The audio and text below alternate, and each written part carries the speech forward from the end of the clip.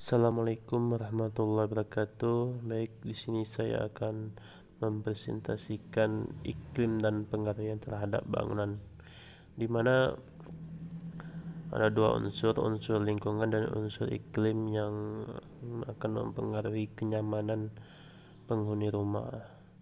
Di mana unsur lingkungan itu terdapat ada unsur matahari, unsur angin, dan unsur hujan.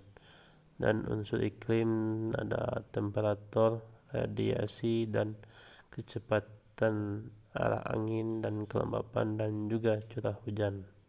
Selanjutnya yaitu iklim dan cuaca, di mana ada perbedaan waktu dan area pengamatan. Yang pertama, contoh iklim tropis lembab dan iklim tropis kering. Dan yang kedua, contoh cuaca hari ini, misal cuaca di kota Surabaya, Lampung, ataupun di Bandung. Sekarang cuaca hujan dan mendung, sedikit sekali cuaca cerah di akhir tahun ini.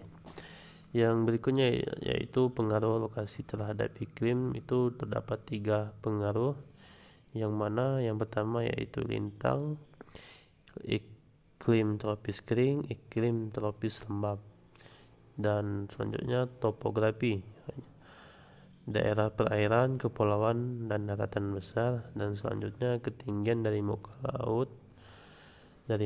laut yaitu pegunungan dan dataran rendah. Yang ketiga ada peredaran matahari, bumi berputar atau bergerak, putaran bumi siang dan malam, pergerakan bumi, perbedaan karakter bulan dalam 1 tahun. Selanjutnya yaitu aliran udara, akibat perputaran dan pergerakan bumi pada suatu lokasi tertentu. Selanjutnya yaitu pembagian iklim, di mana pembagian iklim itu ada 2 pembagian.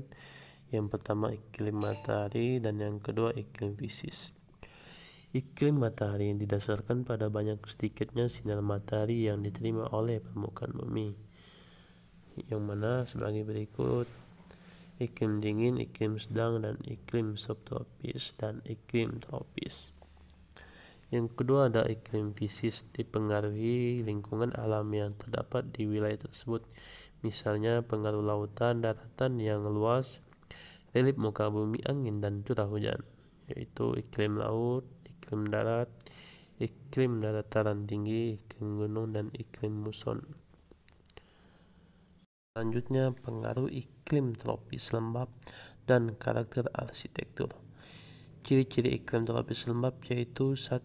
Curah hujan tinggi, 2. Kelembaban tinggi, 3. Temperatur udara panas sampai nikmat, 4. Angin, aliran udara sedikit, 5. Radiasi matahari sedang sampai kuat, dan yang terakhir yaitu pertukaran panas kecil karena kelembapan tinggi, udara sudah jenuh oleh uap air sehingga air tidak mudah menguap.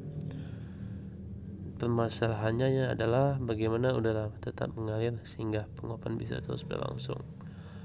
Dan solusinya, strateginya yaitu udara dan tanah lembab, maka dengan mengangkat lantai bangunan untuk memberi kesempatan udara mengalir di kolong bangunan.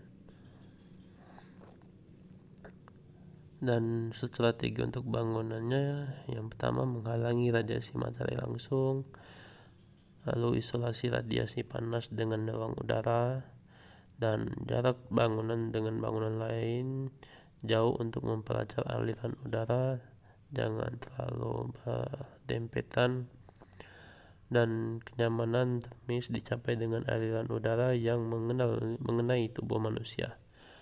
Dan bahan yang dipakai sebaiknya mempunyai biji kecil atau ringan, dan menghentikan isolasi radiasi dengan reflektor kurang sesuai karena akan menambah panas lingkungan dan mengurangi penguapan.